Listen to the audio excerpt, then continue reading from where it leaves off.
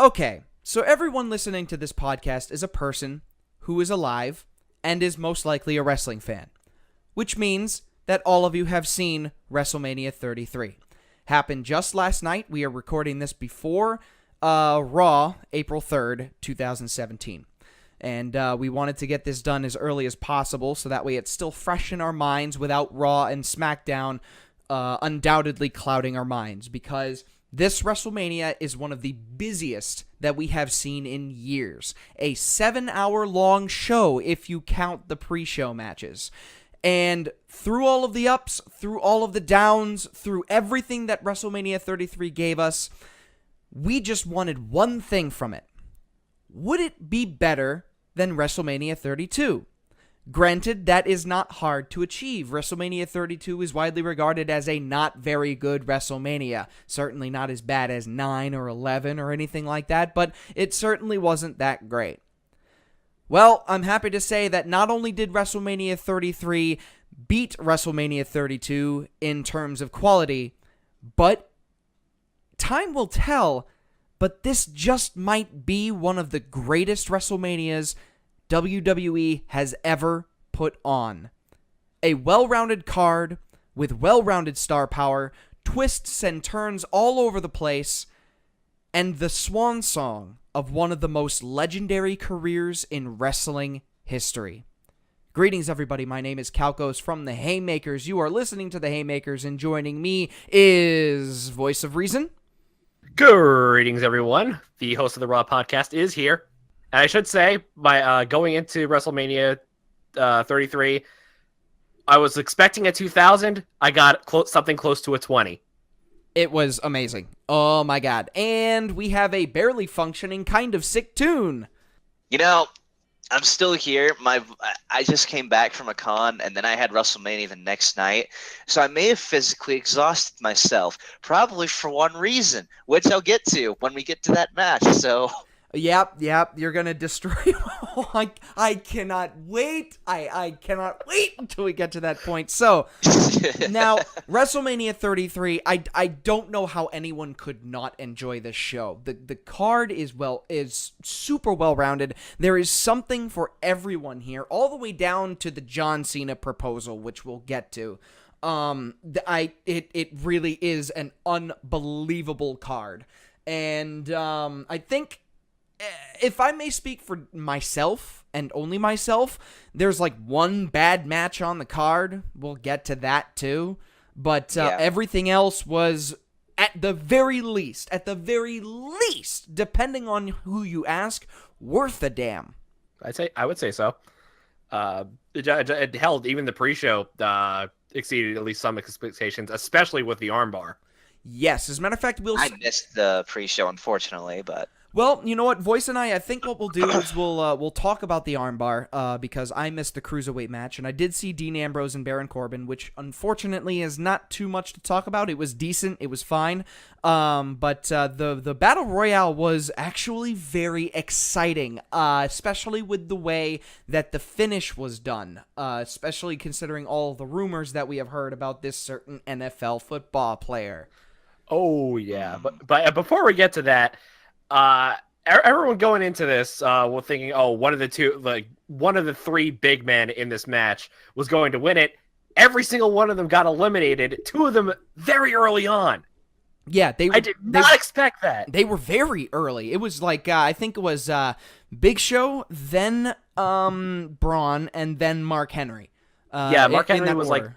I think Mark Henry was a little closer towards the middle of it, because I remember when Big Show got eliminated, I was like, okay. Okay, Big Show got eliminated, and unfortunately it's his last WrestleMania. Didn't mind that. The fact that Braun got eliminated, I thought he was he was going to be the favorite. He was going to win it all, but the fact that everyone ganged up on him, the next thing is okay, the armbar is actually unpredictable now. Yeah, it was pretty crazy, but things moved along. I think the only other big man that really survived was the Beast of Belfast from Sanity from NXT. So he lasted in there, I think, until Final 3, because I know the Final 2 were Jinder Mahal and Mojo Rawley, which is really fucking crazy to say. Really fucking crazy. Okay, I get it. Mojo Rawley won due to interference from the NFL player that we mentioned before, Rob Gronkowski.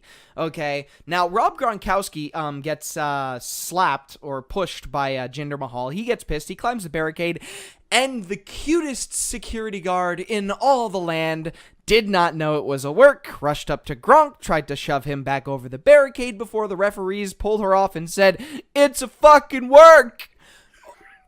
Bless her heart for actually doing her job, and I gotta give congratulations that that even though it was she didn't realize it was work, that she managed to keep everyone safe. So I give her props. I put her under most improved WWE. Okay, all right, she'll be nominated for most improved. I hope that one security. I hope we remember this so we can call back to this. I'll remember to write it down at least on our list for Raw. Yeah. So Mojo Rawley ended up winning due to interference from Rob Gronkowski. Makes sense. Which is a good thing. I think it's a good thing. Are good friends in real life. They're both party animals. And Rob Gronkowski haunts my dreams. I see him every night when I sleep. I can't escape the Gronk Flakes. I can't escape the Gronk Monster Energy Drink. I can't escape all of these things because I live in New England. Please help me. It also doesn't help that John Cena played Rob Gronkowski on Saturday Night Live. Yes, no, it doesn't. I saw that and I wanted to die. I have no idea who Ralph Gronkowski is. Rob Gronkowski is the tight end, the offensive tight end for the New England Patriots.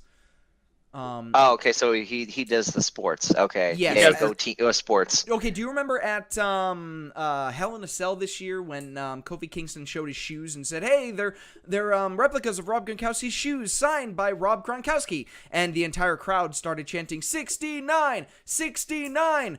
That's because earlier that day, and I know this because I watched the game at the sports bar down the way from the TD Bank North Arena. He got his 69th touchdown of his career, and that's actually a very big accomplishment in football. So when he did that, signed by Rob Gronkowski, everybody started chanting 69. So that was cool, but the Battle Royale was entertaining. It was very fun, good pacing, well booked. The interference made sense and didn't detract from anything because the guy who interfered is a legit athlete. So it's like, I get it. It makes sense for him to overpower somebody. Sure. Actually, a quick note. We'll probably get to this later, but really loved most of the ring gear for a lot of the wrestlers, like Goldust bringing back his WrestleMania 12 gear. Mojo had the flag of the Maryland flag, I believe it was. Yes, was his outfit, and we'll get to this. We'll get to this later, but definitely for the women's. For the Raw women's, loved every single one of their outfits. We'll get to that later. They had great outfits. All right, so pre-show over, WrestleMania comes up, and Square Enix knows that a lot of wrestling fans are nerds. Yeah, they constantly kept advertising like this new Final Fantasy game, and I'm like, well, I wonder how this is going to. And then Toon. As a Final Fantasy XIV player myself, I don't really play right now, but I do play off and on. They were advertising the new Final Fantasy XIV expansion pack, Stormblood. That's what they were advertising, and that, as a matter of fact, Square Enix probably paid so much money that this is the reason why New Day were the hosts. Because they had Final Fantasy-themed costumes, Final Fantasy-themed introduction, Final Fantasy-themed theme. Like, the whole intro was just based off of Final Fantasy, with Xavier Woods dressed up as Kefka. I think Kofi Kingston was dressed up as a Bard Job from Final Fantasy V. So there was a lot of Final Fantasy, and I think it's because Square Enix paid a shit ton of money for this to happen, and this is why the New Day are the hosts, because all three of the guys from New Day are massive fucking nerds. They know how to handle it. They know how to win over people. They know how to make it fun. And so I after watching it, I'm like, oh, that's why New Day are hosts. It makes perfect sense. Actually, I forgot. Did they get ice cream or no? Or was that just the shirt? It was just a shirt. Oh, I want New Day ice cream. We'll get it eventually. Yeah, dude, fucking New Day are merch machines. So I mean, they'll if New Day wants some merch, they'll get it. So let's move on to the main card with the opener. I figured this match would be decent, okay? I figured this match would be fine, because one of the guys in it is a world-class wrestler, arguably the best in the world right now. This match was not fine, okay? To say that it is fine is to very much underestimate how fucking amazing AJ Styles versus Shane McMahon was. What did I say during the podcast? Possible match of the night. Okay, did you know that Shane McMahon picked up mat wrestling at some point? No. Yeah. You had no fucking idea. You did that by sheer dumb luck. That was sheer dumb luck, and you should be ashamed of yourself. It's good, though. It's really good that Shane picked this up, because compared to his last match, this match he actually had somewhat of a bit of a fair chance against Styles, because it's a little bit more believable for Shane to at least get a few shots in, whereas with Taker, it's just it's Undertaker. Well, the whole thing, the story this time around is like Shane wants revenge for, or at least a little bit of payback for what happened with, slamming him into a car window that conveniently had the dashboard camera on. Yeah. And AJ, like, going into this particular story, both men were in the right. AJ felt like he was being screwed over. Shane thought AJ went too far, so blow off match at WrestleMania to kick off the show. I did not expect it to be this damn good. It was really good. I'm not gonna lie. Like the whole AJ Styles versus Shane McMahon, just as a concept on paper, didn't seem very appealing. But they've sold this match way better than I thought they could. And if you'll notice the in-ring chatter from AJ Styles after Shane McMahon breaks out the rolling pin, the mat wrestling, and everything all the technical shit that somehow he picked up somewhere, I don't know. AJ Styles said he went up against Kurt Angle, so sure, but AJ Styles said, "Are we gonna fight or are we gonna wrestle?" This is what AJ Styles wanted. He did not want a wrestling match. He just wanted a punchy McPunchfest, okay? And the story of the match is that Shane McMahon did not put on any stipulations because, well, unbeknownst to AJ Styles, he didn't fucking need any. Like, that's interesting. Styles didn't know that we needed, that McMahon didn't need any, and neither did we. Like, we were all bamboozled by Shane McMahon. I would like to point out, I think, how long was the ref unconscious during both of the coast to coast spots? About a minute and a half. The coast to coast spots didn't last very long, and as a matter of fact, the only reason why the ref was knocked out was just for the coast to coast spots with the trash can. The victory that Styles got was still clean as a fucking whistle. The only reason why that was there was because they wanted the trash can coast to coast spots, but Shane McMahon didn't want any stipulations because nobody really knew that he could mat wrestle. And it's great strategy kayfabe from the part of Shane McMahon. Yeah, I'll say, like, there were a lot of great wrestling moves, like the 450 into the triangle choke. The second table spot where again Shane completely whiffed on AJ, although this one was actually like the intentional whiff. And of course, I did not like. When did Shane get cruiserweight blood? Like, how the where did that shooting star press come from? I saw him do that. I'm like, what are you gonna do? Are you gonna do the elbow? Oh shit! All right. You gotta. It would have been nice to see if you actually hit that, but holy shit! Now, it would have been nice if they didn't show the highlight of him doing an SSP from the Kurt Angle match back in 2001. It would have been very nice if they didn't do that, because it would have been a nice surprise to people that did not remember it. But it didn't really spoil much for me, because when I saw him going up on the corner, I knew exactly what he was going for, and I started getting really giddy. So it worked, and Styles did get the win off of the phenomenal forearm. Right guy won. Shane McMahon wanted to trick Styles and get an early pinfall victory. But when it comes to a wrestling match, you can't fucking outlast AJ Styles. You can't do it. So the match was unbelievably great. It was not just fine. It was not just good. It was very, very good. One of the best openers in WrestleMania in quite some time. Absolutely. I'm sorry, I have to use this pun. It was phenomenal. No! Sorry. No! I have to. You are a bastard. You know what? I'm glad he said it than I didn't. Better a Raw guy than a SmackDown guy. Speaking of Raw. Speaking of Raw. All right, the next match. I thought I was actually going a little early. I thought actually should be a little closer to the mid card, but again, turned out amazing match. Kevin Owens and Jericho for the United States Championship, or as I like to call it, Knee Lift City. Knee Lift City. Kevin Owens, he cheated death by one finger.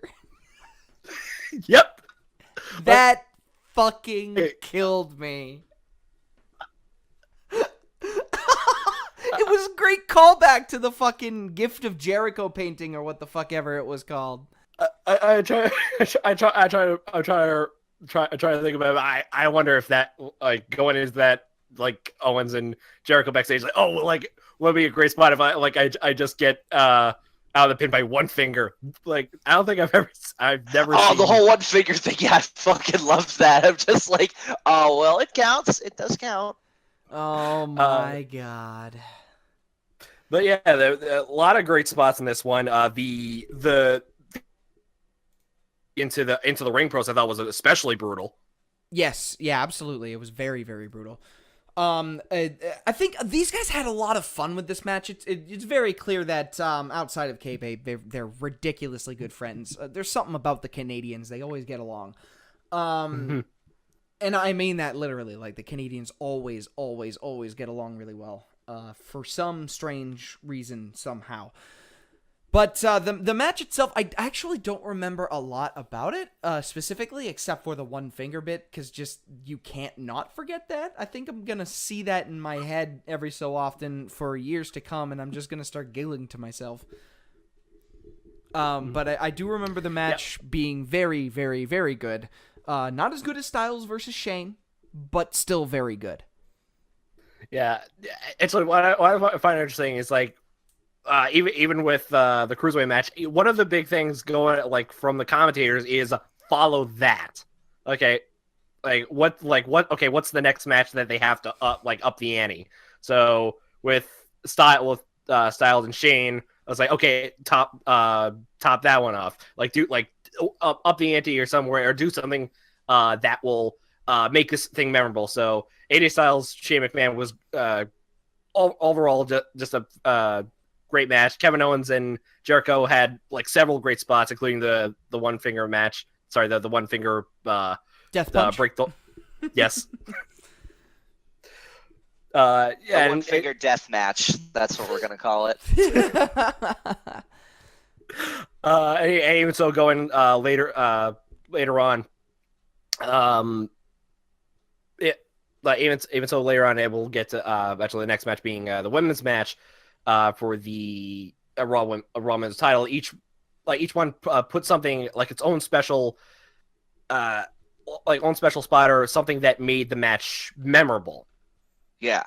And coming away, and still a topic with Jericho and Owens. Owens comes away with the win. Makes sense. Jericho is going to be touring on Fozzy for 3 or 4 months. I think starting in early May. I think it is. I forgot when his first tour. I forgot when his first tour is. But yeah, that makes sense. The one final blow off match at Payback, which is end of April. Was it April? End of April? April 30th. Yes, last day April 30th. Yeah, so one final blow off match. Jericho does his thing, comes back at SummerSlam. Post SummerSlam, and yeah, I think moving on to the women's match. Ah, yes. This women's match was all right. I'm just gonna say that between the two women's titles matches, this was the best one. Oh, wait, you think this one over the triple threat last year, or in okay? terms of this is better than last year's. Yes, that's what I thought. They put a lot of time and effort into this Fatal 4-Way. They did. Especially, it's funny too because the match only lasted 12 minutes 8 seconds. And the SmackDown Women's Title match lasted about 5 minutes 35 seconds. Pathetic. Yeah. Pathetic. But even so, as I mentioned earlier, talking about the outfits, every single one of the women had like amazing both ring entrances and ring gear. Bayley paying tribute to the Macho Man. I didn't care that she came out first. Like the fact that she came out with the in Macho Man's, was it WrestleMania 6 garb? I forgot which one did he have the like the cape arms. WrestleMania 5? Yes. Oh yeah, that was 5. Yeah. But I have one question to ask though. Yes. Why was Nia Jax here? No clue. Why? Because they built her up. They were trying to build her up and add her into the shuffle, and yet she was the first one out. Well, okay, that's the thing about being the big guy or big girl in this case in the matches, is that logical booking dictates that the other participants team up to eliminate you as quickly as possible. So that is why she got eliminated first, and she got eliminated so quickly. It's logical booking. It might not be fair to the big people, but it makes sense. Which is why I'm very interested in how NXT is booking the Authors of Pain right now. But that is for Nikki and James to talk about at a later date. Mm-hmm. So now with Bayley winning, I don't have a problem with it. I just think compared to the rest of WrestleMania, it's the safe option.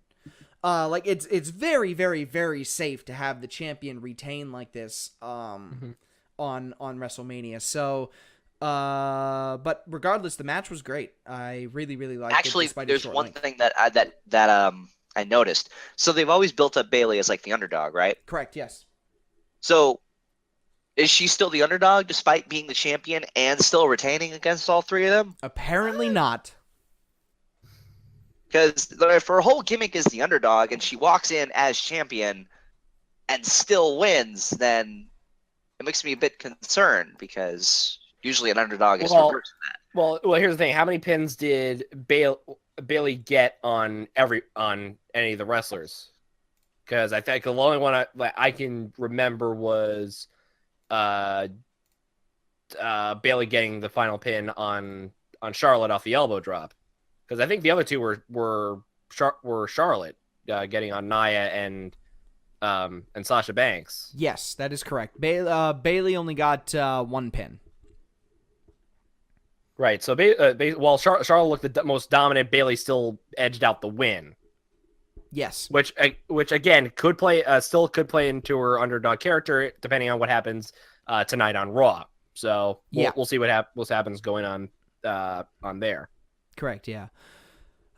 So I've been waiting for this. I can't wait. You can't wait. We all can't wait for Toon to do something crazy when we go to the next match, which was Luke Gallows and Carl Anderson versus Cesaro and Sheamus versus Enzo Amore and Big Cass in a tag team ladder match for the WWE Raw Tag Team Championships. So everybody gets in the ring. We're ready for the match to start. And all of a sudden, New Day come out, complete in their ring gear. And we're thinking New Day are going to inject themselves into the match. Fine. More bodies, more chaos makes everything that much more interesting. Toon? Oh my god, it's the Hardy Boys! Holy shit, yes! Oh my, thank you. The gods have smiled upon me, for we have the Hardy Boys. Oh yes, please let them win this match. Oh my god, the Hardy Boys won! Oh my god! The Hardy Boys not only returned, but they returned with the broken gimmick in tow! And not only that, I think I threw out my voice a little bit. and not only that, Jeff broke his WrestleMania losing streak. Yes, he is now 1-5. Take that, bitches. Let's go. Jeff Hardy has a WrestleMania win. Toon, you I'm looking at voice, and I'm thinking like we're talking during the match. I liked how they're just like, oh yeah, the club's totally gonna win. Nope. I don't know if that prediction matters because none of us had any idea that the Hardys were going to come back at WrestleMania, which is goddamn hilarious because the writing was on the wall the whole fucking time. Fucking Dave Meltzer. The Hardy Boys are definitely coming back. Maybe WrestleMania, most likely Raw and SmackDown. And we're all like, yeah, okay, whatever. And then all of a sudden, WWE says a week before WrestleMania, the match is now a ladder match. Woohoo! Bodies everywhere. We're all like, yeah, sure, whatever. And then all of a sudden, New Day comes out and introduces the Hardys back into WWE. And we're all like, what? No, and nobody expected that. I didn't know that. It's fucking hilarious. It's so unbelievable that the Hardys would come back that the only reason we believe it now is because it happened. No, even before that, like, remember, I think it was the WWE Twitter page was like going over like moments from other matches in the past. One of them was the Extreme Rules match at WrestleMania 25. And one of the things I think the big thing that they highlighted was the word broken. Yep. Broken. If you also saw on the video where they're celebrating, with the titles, like you can tell Matt is still in like the broken thing. He's just like, yes, we deleted the club's record, and he's still talking about all that stuff. So it's all good. Like in the end, it's half there. I remember seeing one of the videos right before the. It took place before the main match, and Matt was just talking in his regular Southern accent. I was like, wait, are they gonna keep the gimmick? And then the video after that, it's sort of half and half broken Matt Hardy, half original Matt Hardy. So yeah, I'm happy with that. Yeah. 100%, absolutely. I think WWE is going to be very careful with the broken gimmick because they want the gimmick. All right, let's face it. The only reason why the Hardys are back is because they want the gimmick. They want it, and they want it bad. And not only that, but in a way, they kind of want to pay a favor forward to the Hardys and basically give them all the money they need to fight Anthem in the lawsuit, which... But if this is the case, well then WWE, my hat goes off to you. Wonderful, very, very, very good. But they're probably going to tweak the gimmick a little bit and do a few little changes so that way they can avoid the copyright strike. So that way they don't have to go through with the lawsuit because nobody wants to go through that. So if things change a little bit, don't be concerned. WWE is just doing the right thing right now. That's all they're doing. They're just trying their best. Yeah, I did find it. Was it during the ladder match? Was it Corey Graves or was it Michael Cole? Michael Cole. It was Michael Cole that said, "Things are about to be broken." Yeah, it sounded like JBL for a second. It did, but JBL wasn't commentating. I know. But JBL was on commentary for this next match. Yeah. John Cena and Nikki Bella defeated The Miz and Maurice. Nikki Bella, will you marry me? And then he pulls out a diamond ring that's worth more than my entire life.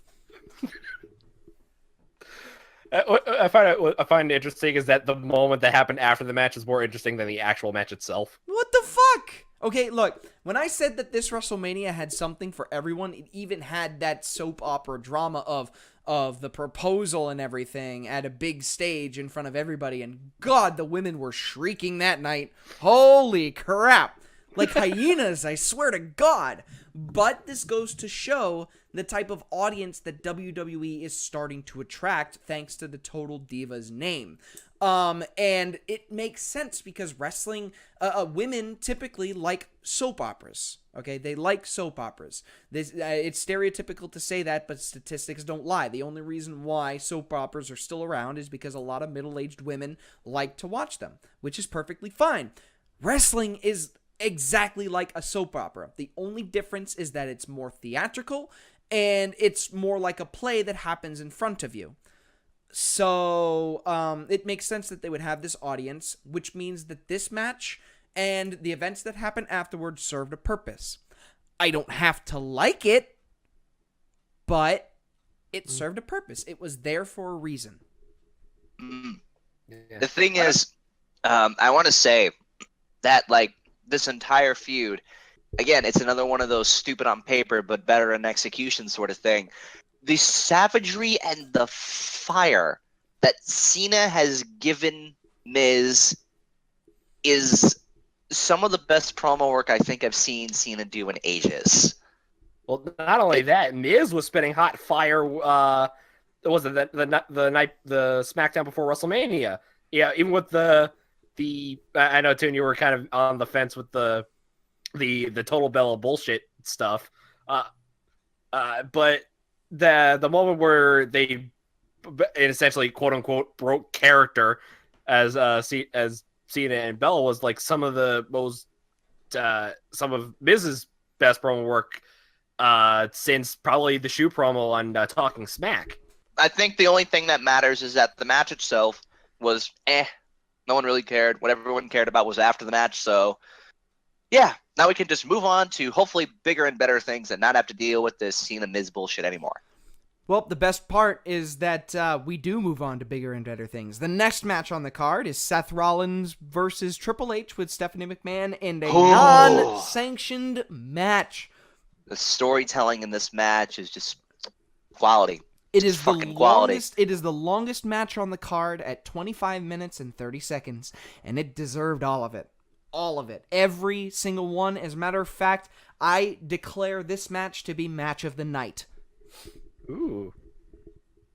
I do believe that Seth Rollins versus Triple H was match of the night.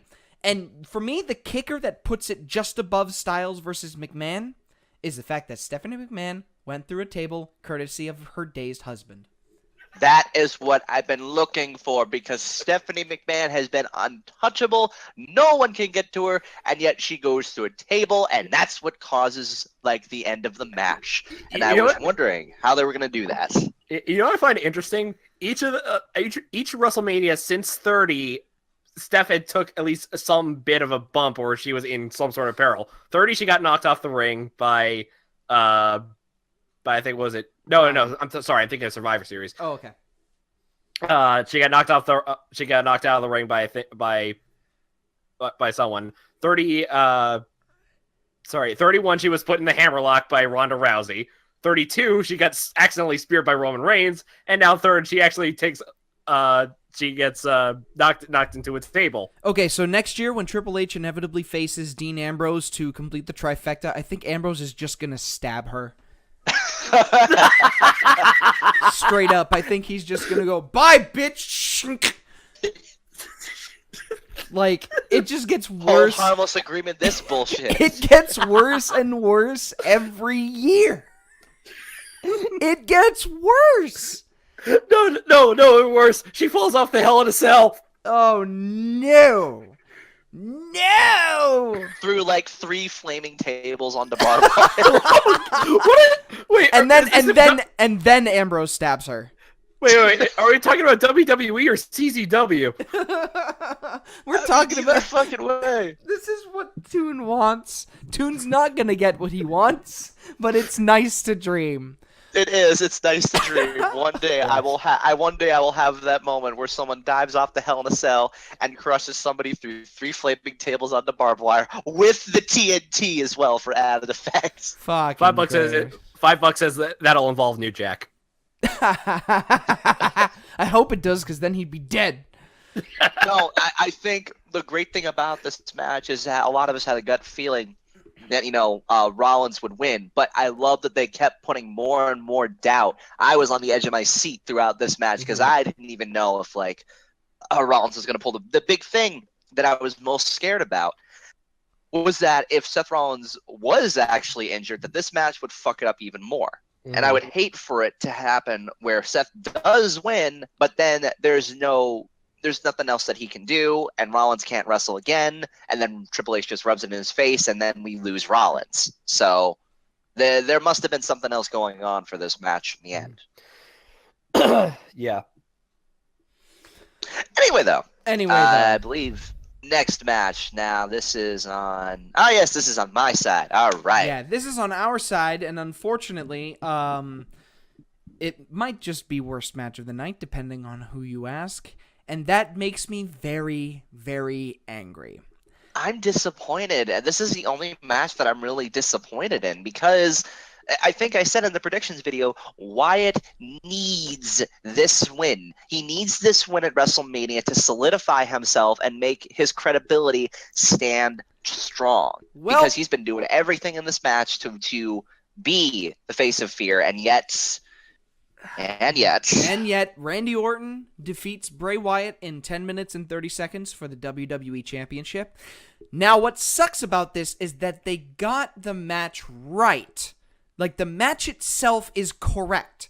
And they experimented a lot with this match as well. Like, the entrance was really cool with the snake following Randy Orton down the ramp. Bray Wyatt started his entrance halfway down the ramp. Because they didn't think that the slow walk he would be able to complete the ramp before the song ended. Hey, I just realized we didn't give the AV team, or at least the people who did like all the fancy shit with the entrances and like the itself, like the whole roller coaster in the background and the pyrotechnics and the fireworks and everything. Like that was the best stage in WrestleMania history. Better than X7, better than 20, better than anything. It was so good that we didn't realize that the pyro at the end of the Undertaker match was actually real. Yeah.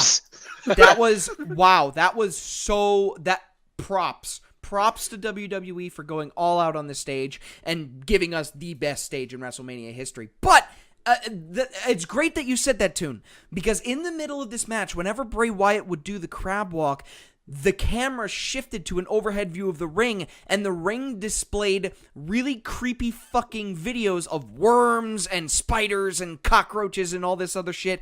And I love the fact that WWE is experimenting with things like this, especially when it comes to Wyatt, because stuff like with Wyatt's gimmick it's hard to do good storytelling in wrestling with a gimmick like Wyatt's. Now that you have a visual to go along with what Wyatt is trying to do to his opponent, it makes it that much easier to understand. Whether it worked or not is up to you.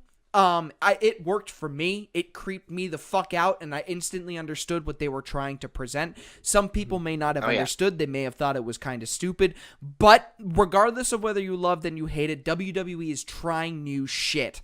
I loved it. I love the fact that they're doing this. I love the fact that they're experimenting with things like this. It's great. I love it. I love it. What I do not love is the fact that Orton won. Why? I think if I could have rewritten the ending of this match is that, let's see, Orton would be setting up for the RKO, and then like the images play. And now this is my take. I would maybe have used, if I was Wyatt and he's ready for the RKO and like, the screen, I would use like the screen and I would show like a picture of Orton's wife. That would throw Orton off. Wyatt swoops in, Sister Abigail, 1, 2, 3. If he's gonna use this techno mat to his advantage, why not do something really fucking creepy besides like all these insects and everything? Yeah. One thing I would change, another 5 minutes. I think that's what would have helped us out a little bit longer with either finish, with either Bray winning or Randy winning. 5 more minutes, and I think the match would have been at least somewhat salvageable. Get at least get some salvage ability for Bray looking strong and Orton that completing his plan since end of what's his face since No Mercy. Yeah, but you know what? What's done is done. Orton is the champion now for the 13th time. Whoop-de-fucking-do. Wyatt deserves better. Right, but I think this will definitely get some headway going into Backlash. Because I'm pretty sure Rowan is coming back soon. I don't know when, though. I think he's ready. Yeah, he might be ready, but right now I'm still depressed. Let's move on to the next match. Voice. A match that, we're talking about Brock Lesnar versus Goldberg. Show of hands, who was at... I'm sorry, you cut out. Say that again. Hello? No one? Okay. Yeah, good. say that again. You cut out. Sorry. No, I was saying show of hands. Who was actually surprised by the match's ending? I was not surprised by the match's ending at all. I thought it was great. I thought that it was great that Brock Lesnar won. Mm-hmm. I will say this. I was actually glad that it did go longer than 2 minutes. Yeah. Yeah, it did go long. As a matter of fact, the exact length is 4 minutes, 45 seconds. Now, to those of you who did not like this match, a lot of the people that did not like this match are people that really like technical masterpieces that go on for like 20 to 30 minutes, sometimes longer than that. And it's like, you know what? There's a time and place for stuff like that. Okay, you had Cena, you had Rollins and Triple H and Styles and McMahon doing something like that. All right, those technical matches with a lot of psychology. There's a place for that. But I, for one, like to believe that there is also a place where two people with a combined weight of 550 pounds run at each other as fast as they fucking can and do a grand total of 4 moves for 5 minutes. I think there is a place for that because this match was fantastic. I loved it. Seriously. I'll steal a quote from Adam Blampied, also affectionately known as Plumpy now. He said about this match, if you're a move that is not a spear, a suplex, a jackhammer, or an F5, get the fuck out. Yeah, I agree. Actually, there wasn't really a bad spot in this match. All 10 Germans were great. The spear through to the ring area was good. The jackhammer was good. And Brock Lesnar leapt 10 feet in the air. I haven't seen that in a while. That was freaky. That was fucked up. I was like, Jesus Christ, Goldberg almost hit him in the fucking jewels. It was like just a little bit, and I think Goldberg would have had to pick up the win. Seriously, Goldberg runs at those spears at top speed. He ran fast. And if Brock Lesnar did not jump high enough, Goldberg would have had to win on account of testicular fracture. Like his 2 balls would have turned into 4. Oh. Now I'm clenching. Yes, yeah. Sorry about that, but regardless, the right man won. The match was short, but it was sweet. It was everything it needed to be, and I goddamn loved it, and I hope there's room for more matches that are similar to this in future WrestleManias. Next!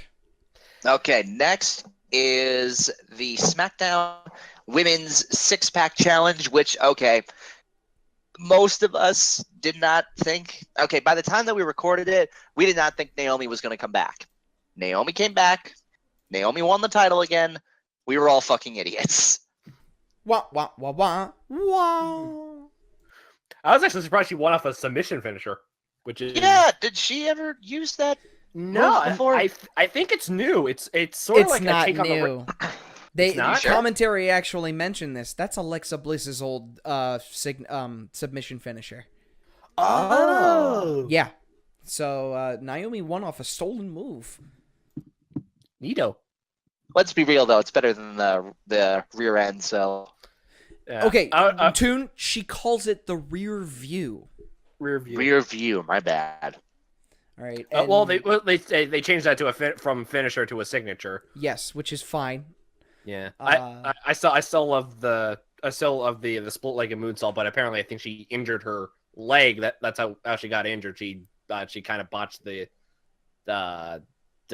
execution of that. Yeah, I think she needs to work on that because look at hers and look at Rob Van Dam's. Now, hers is great, all right? She does it very well. Has a lot of oomph to it. But look at her legs and look how fast they hit the mat when she does it. She fucking, her legs just fly through, whereas Rob Van Dam was a lot more graceful. He got a little bit more air and rotated slower than Naomi does. And that's going to cost Naomi. So, Naomi, I know you're not listening to this, so I know you don't give a shit, but just work on it a little bit so that way you can get a little bit more air. You don't have to rotate so quickly. It looks better, looks a lot more graceful, and you won't have to worry about injuring your knee. Until then, do a submission finisher. Keep doing the springboard moonsaults. No, springboard moves. She doesn't do a moonsault. That's Charlotte. But keep doing them, and you'll be fine. Yeah. Actually, speaking on the moonsault, I think the closest I can compare it to is Starship Pain, which I think is what she's trying to do. No, Rob Van Dam. No, only Johnny Mundo can pull that off. Yeah. Johnny Mundo, I think, is the only person that has ever done it. I think so. Yes. Well, anyway, I think it's time for the final match. Okay, we're going to be spending a lot of time on this one. Now, there's your Toon Critic signature sigh, everybody. Yeah, Toon, honestly, I think it's a little selfish of you to be angry at this. Here's the thing. I'm not actually angry. The only thing that I'm upset at is that I wish this match could have taken place around where I want Taker to have time traveled back, swapped himself out with the Taker that went up against like Edge and Shawn Michaels and Triple H. I wanted that Taker to fight Roman Reigns. Well, the final match on the card was Roman Reigns versus The Undertaker. We kind of guessed it. We didn't really know. The writing wasn't on the wall until it actually happened, but it is official. In a 23-minute match, Roman Reigns has officially retired The Undertaker. And we know it's legit. It's not like Undertaker is thinking about retiring, but might come back. He's just taking a break. No. The universal sign of a wrestler saying that he's done is taking pieces of his ring gear and putting it in the ring while they walk off. This tells the audience that they are shedding the persona. They're getting rid of the gimmick, and they are now just themselves. So, The Undertaker is done. He is retired, and Roman Reigns has retired him. Now, can we talk about the story that was told within the context of the match? Sure. So, the story I thought was amazing. All right, it's simple, but it's amazing. It's the fact that Roman Reigns, like, it's super simple. It's sort of like Roman Reigns is tired of The Undertaker constantly hogging the spotlight, and it's his yard now. And Undertaker wants to prove that, no, I still got it. And throughout the entire fucking match, Undertaker botches goddamn everything. And that kind of, I think, told the story a little bit better of how in Undertaker, the spirit is still on fire. The heart is still beating. The mind is still sharp. But with the Undertaker's age and his battered body just can't take it anymore. Like, I remember the second sit-up that he did. He sat up about half of the way and then just went stiff as a board and fell back down. Now, that wasn't a botch. That was storytelling, and it was very good storytelling. It was saying that The Undertaker wants to go on because he knows in his head that he can do it, but his body is just giving up. And this was exacerbated by the numerous amount of botches that happened in the match. Like, most infamously was the reverse tombstone that Undertaker tried to do, but he couldn't get his legs extended to hook Roman Reigns' head because his hips are putty. Like, he just can't do it anymore. He can't. It's such a wonderful story that would have worked on anybody. Brock, Reigns, Kane, Cena. Like, that kind of thing would have worked on anybody, if only because The Undertaker, not only in kayfabe can't do it anymore, but out of kayfabe. Right. I think the one that sealed it for me when he failed to get in Hell's Gate. And the only thing he grabbed was Roman's arm. It was really sad to, see all this happen. Like you just talked about the whole him not even be able to reverse the tombstone. I saw that. I cringed. I'm just like, no, please. I did not want to see this match happen because I knew Taker didn't have it in him. He should have retired years ago. But they're still making him do it. And you know what? It's better now that he retires than in a fucking wheelchair. It could have been worse. Roman Reigns could have seriously hurt Taker to the point where he'd have to retire anyway, but not the way that he wanted, in a fucking wheelchair. Yeah, I think Undertaker knew. I think that's why, interesting, like, a lot of people are asking why Reigns, because we always thought that The Undertaker chose his WrestleMania opponents after the streak became a thing. That's not the case. Vince said outright on Stone Cold's podcast, no, Undertaker does what I say. All right, Undertaker does not have leeway unless I give him that leeway for very specific feuds. Vince chose Reigns. Reportedly, and this is not a fact yet, but reportedly, The Undertaker did want Cena to retire him. But The Undertaker wanted to retire next year, WrestleMania 34 in the Superdome, same place that he lost the streak in. Pretty fitting. The thing is that Undertaker, a few months ago, he underwent hip surgery, and that's when he realized, I can't do this anymore. I gotta retire this year, so I need my Cena match to be moved this year. But Cena, Miz, Maurice, Nikki, that whole bullshit, that was already a lock. So that Taker couldn't face Cena this year. So Vince chose Reigns. Shame. And the new Hound of Justice taking on the old dog. It fits. It really fits, and it's good that Undertaker gave the rub to a younger talent. I would have chosen someone other than Roman Reigns, if only because Reigns has now been given every single rub possible. But as far as the Undertaker goes, I've been trying to process this for the last close to 24 hours. Like, when I saw him taking off the glove, I started crying, because that's when it became real, man. It was real. It was happening. It was a very emotional moment seeing all that happen, and I think that just about solidifies it. There's no like second guessing or speculation or reading further into it. No, that's it. And we'll find out, I guess, on Raw where that goes. But hey, you know what that means? Now Taker's going to be in the Hall of Fame next year, probably. Taker's going to be he's in the Hall of headlining. Fame. Yeah, he's definitely headlining. He is Vince McMahon's most loyal soldier. 27 years, thick or thin, in the mid-90s when they had nobody else. The guy would wrestle with cracked ribs. He is arguably... He also marks the end of an era, because he started in WWE with the Undertaker gimmick in Survivor Series of 1990, which was 26 and a half years ago. So, he now, for the longest time, was the last of the golden age wrestlers. He was the last of the campy, crazy gimmicks that really transcended kayfabe. He was the last of the wrestlers with an old school mindset towards kayfabe and what that actually meant. Everyone else had either retired or died before him. So, last night, the very last vestige of the old era of wrestling ended. We had that through The Undertaker for the last 15-odd years or so, when the new style of kayfabe and character management and character work started to come in during the late Attitude, Ruthless Aggression era, with people like Kurt Angle and so on and so forth. But The Undertaker was the last one left. He was the one that reminded us of a grand old age gone by. And that age is no more. And in a way, it's kind of fitting that someone from the newest era would beat someone from the oldest era. I guess in the end, it is a passing of the torch sort of thing. It had to be done, and I'm glad that, when we all should have known. It was the main event. Jim Ross came out. They built it all up. Everybody at that point probably knew. And as much as I'm disappointed in how this had to all come together, I'm glad that it's over. Mm-hmm. And I'm just glad that it didn't turn out any worse. Yeah. Now, sorry, Voice, go ahead. And I'll say this: like we saw towards the end when